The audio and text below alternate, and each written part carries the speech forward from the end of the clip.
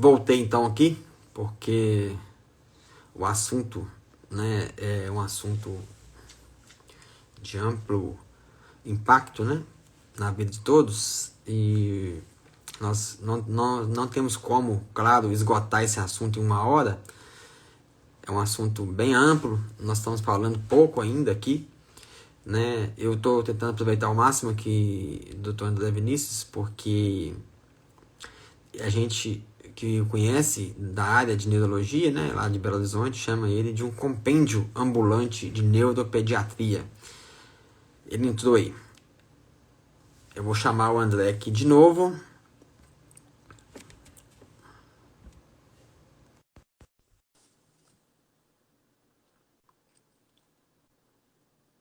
Ele vai retornar aqui. Vamos. Aí, voltamos. Quando o papo é bom, né, André? Passa uma hora sem a gente ver, né? Sem ver. Quando eu olhei aqui, faltava 2 minutos, não acreditei, não. Vou esperar só um pouquinho o pessoal voltar. Tá. As pessoas ainda estão entrando, né? E podem estar curiosas com o que você ia falar. Então, eu vou dar aqui 1 minuto para o pessoal ir voltando. E a gente prossegue aqui. E aí, na Santa Casa de Belo Horizonte, como é que tá a rotina aí? As internações diminuíram bastante a pediatria por causa das aulas do Covid, né? Aham, Mas o movimento caiu bastante na pediatria, mas o setor de Covid está lotado. tá, né? Infelizmente, né? Tá. Na área de pediatria, teve assim, um impacto ou é casos isolados da doença com internação e tudo? Casos isolados. Casos Tá isolados. tendo caso, um, dois, mas não é que esse volume todo. Agora, no adultos, tá o caos. Uhum. De todos os aspectos. CTI lotado, enfermaria lotada, sem medicação, sem sedação. É, Então, a pandemia chegou de fato aí em Belo Horizonte, né? nós estamos no ápice. Agora não é ápice, mas eu estou chamando de platô, porque É. é um período que infelizmente Estabilizar. vai se arrastar por uns dias, né? Não é só parar e Isso. só subir e descer, né? Vai ficar por uns dias aí, Então, mais umas 2, 3 semanas nesse platô aí. infelizmente. Infelizmente. Aproveitar, gente, que uma pergunta que a pessoa falou anterior, que o filho acorda assustado, normalmente isso pode ser ou terror noturno, Não, mas então. ela agora assustada e depois dá a convulsão. Ah, entendi. Que eu achei que Não, ela estava acordando e se acordar poderia ser as convulsões, sabe? é a princípio, mas ela colocou Às vezes isso nem é quando você está terror noturno. no início aqui no início da pergunta, Pergunta. ela fala Ah, entendi. e tal, entendeu? Então foi isso. É, deixa eu ver aqui algo mais a respeito. A epilepsia, você falou de terror noturno, tem uma epilepsia noturna, autossômica dominante do lobo frontal, que às vezes confunde, né? Muita gente, porque tem muito movimento e tal.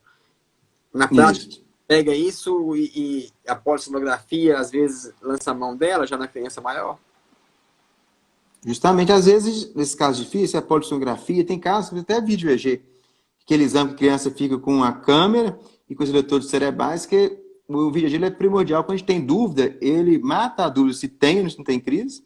E outra coisa importante, o vídeo EG também, é um exame fenomenal para a gente localizar se tiver um foco específico.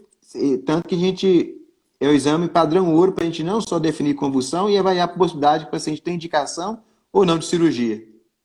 Certo? Ele falou vídeo EEG, gente, é o vídeo eletroencefalograma.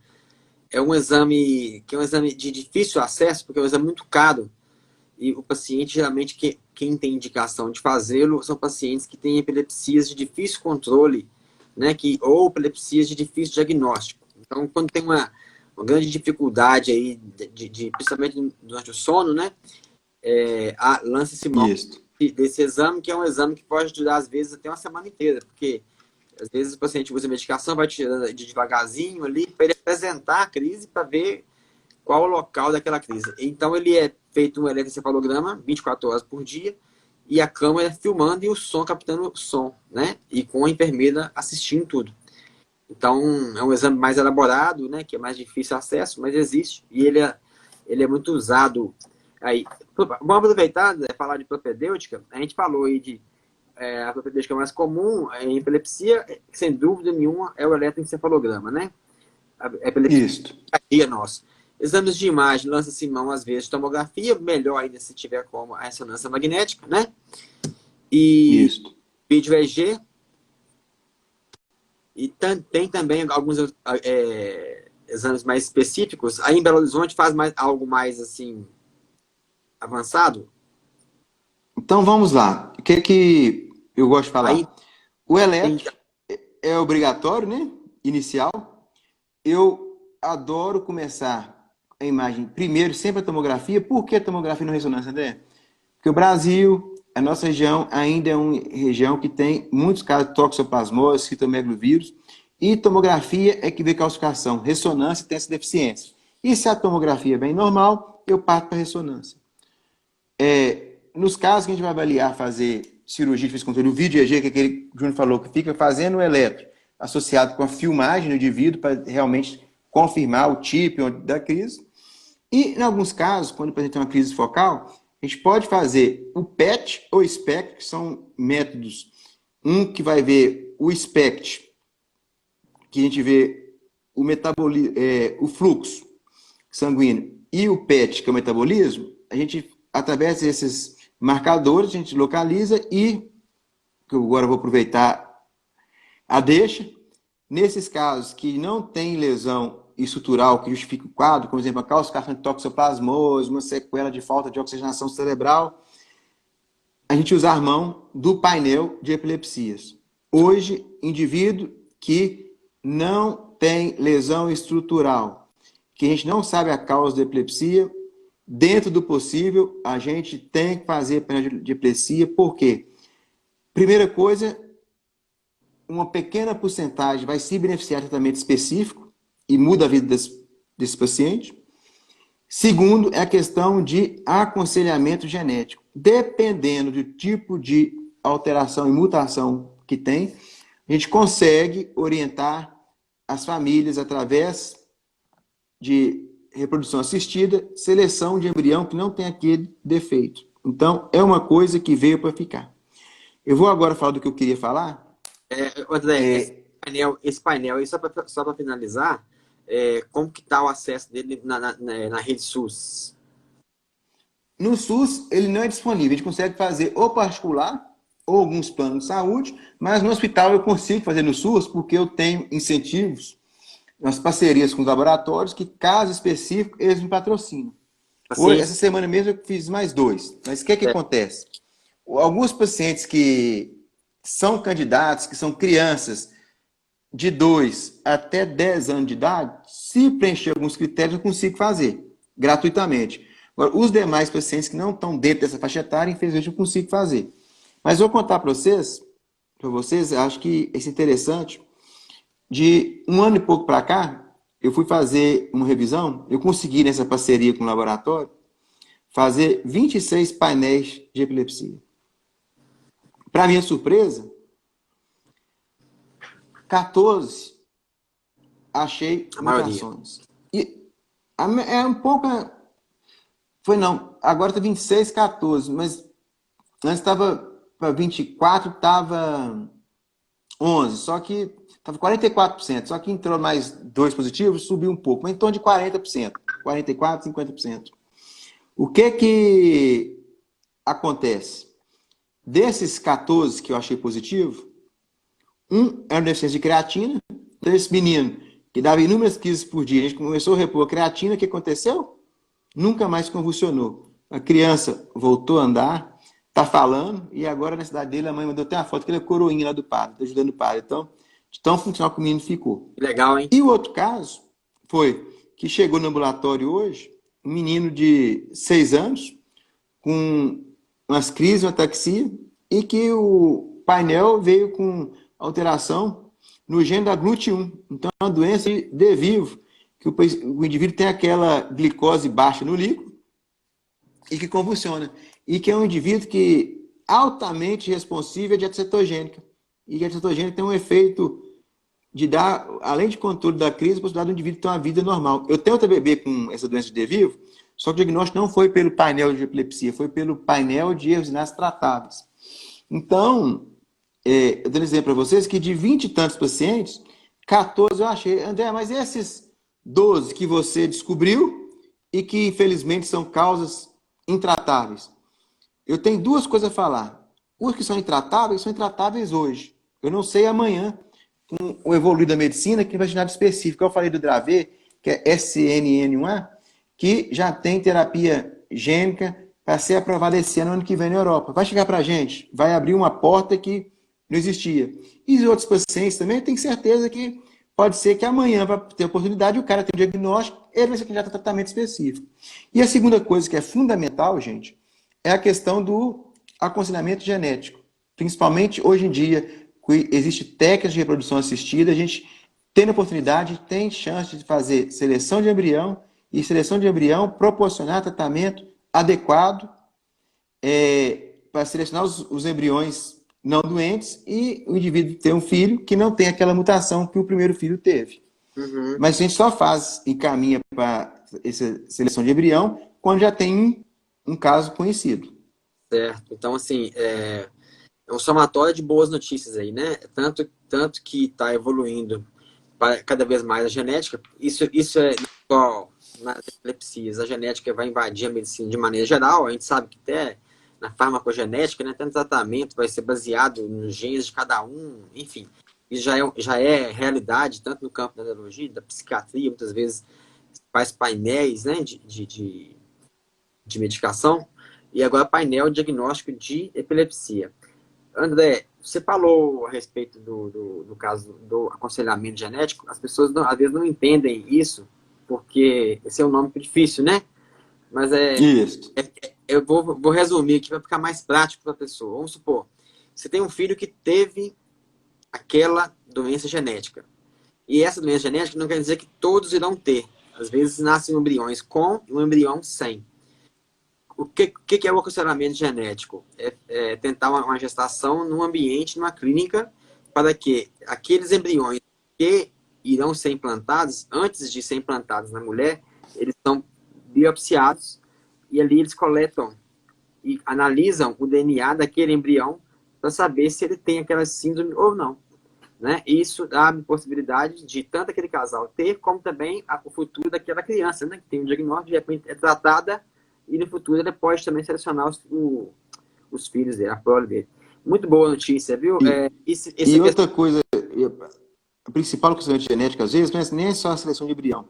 Às vezes é sentar com a família e falar com a família, ó, pelo defeito genético que a gente encontrou, se for ter outro filho, tem 25%, 50%, a gente não vai proibir nenhuma família de ter filhos, mas eles vão ter os filhos sabendo o risco adequado. Eu acho que a gente tem que orientar. A decisão é pessoal e da família, mas eu adoro conversar porque o que é conversado não sai caro.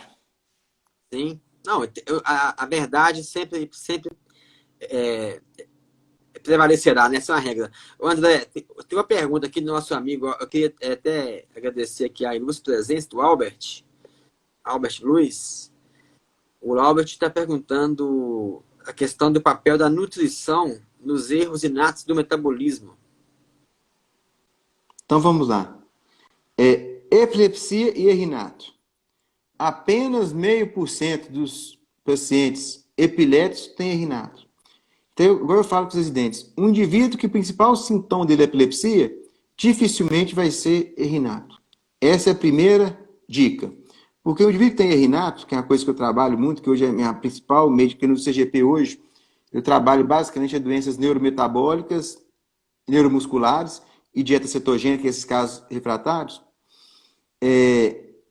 Isso o tempo foi me ensinando. Os vinhos de erro inato, convulsão é só um sintoma. O que mais a criança de erro inato vai ter?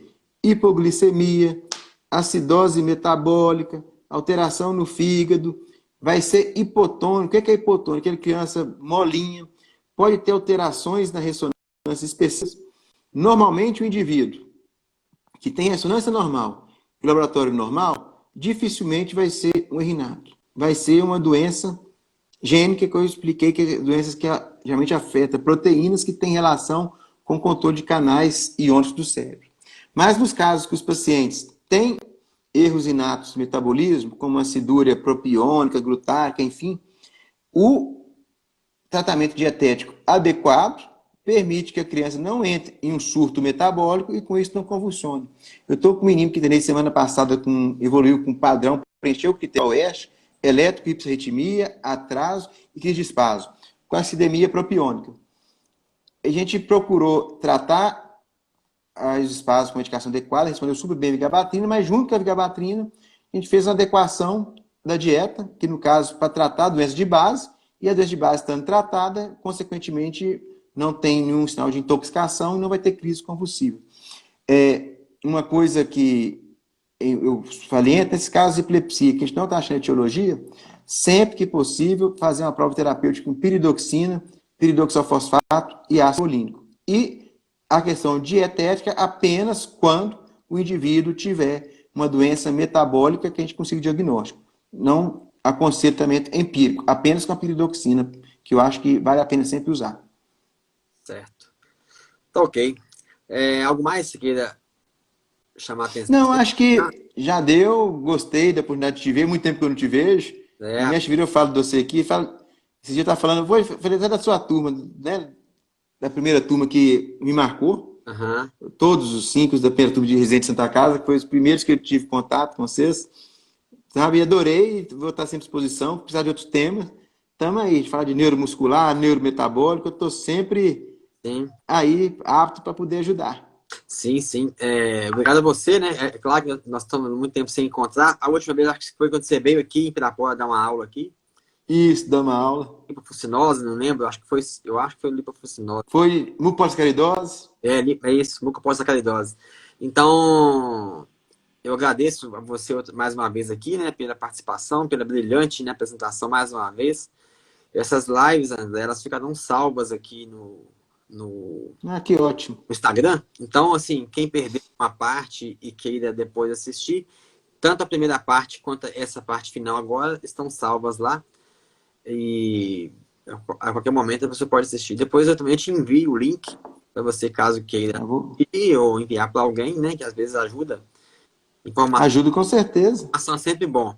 Eu acho que chama a atenção aqui a gente para falar no final a respeito de epilepsia, que é assim, é um transtorno que chama dá muito impacto, né, em quem sofre e na família, né?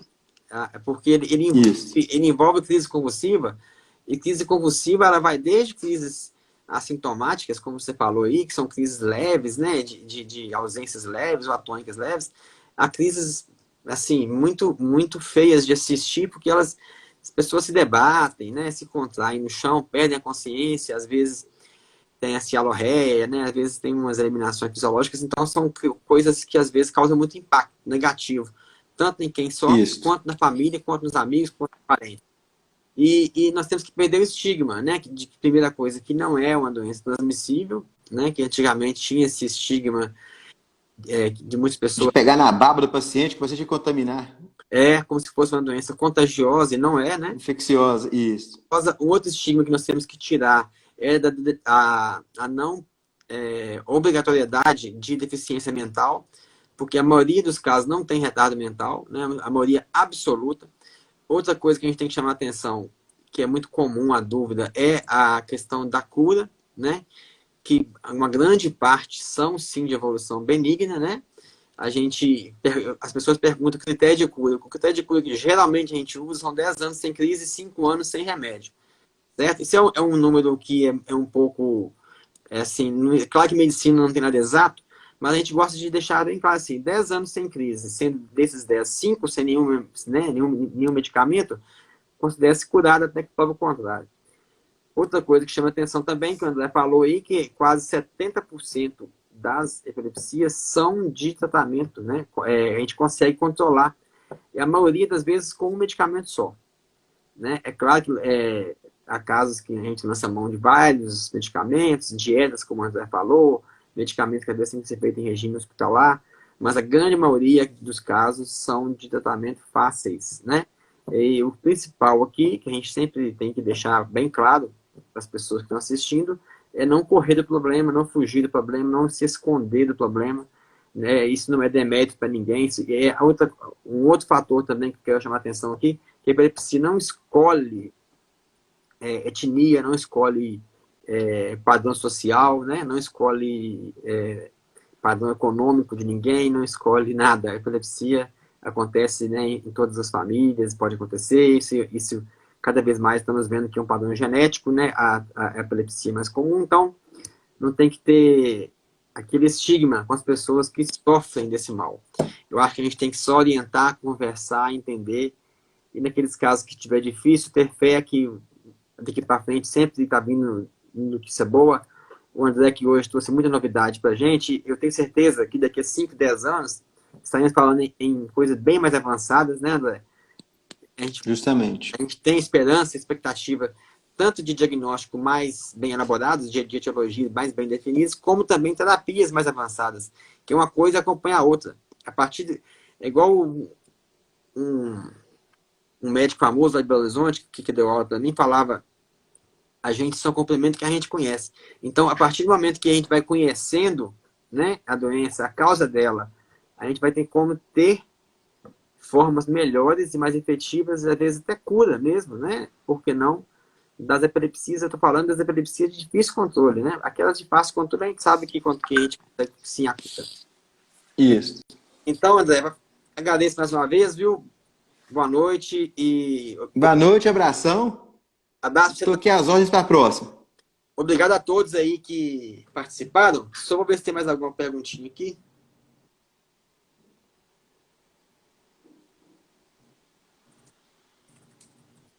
Queria agradecer, André, as pessoas que fizeram perguntas aí, né? E comentaram. As pessoas sempre ajudam a gente a participar, né? Não estou achando nenhuma pergunta mais, não. Abraço a você. Teve uma hora aqui que o meu menino teve aqui, quase que eu chamei ele para ele aparecer aqui, mas ele ia atrapalhar o raciocínio nosso. Ele tá mandando um abraço. E na Cláudia também, viu? Um abraço nele e na Cláudia também, tá? Um abraço à família aí, viu? Na filhinha, na esposa. Obrigado. Tem que, se puder, dar um pulo aqui em Pirapora. Pode deixar. Quando acabar essa pandemia, dá um pulo aí. Eu tô querendo ir Abração. em BH, depois botar um jogo do Galo. Vamos marcar de ir no estádio assistir. Se Deus quiser. Viu? Abração. Tchau, tchau.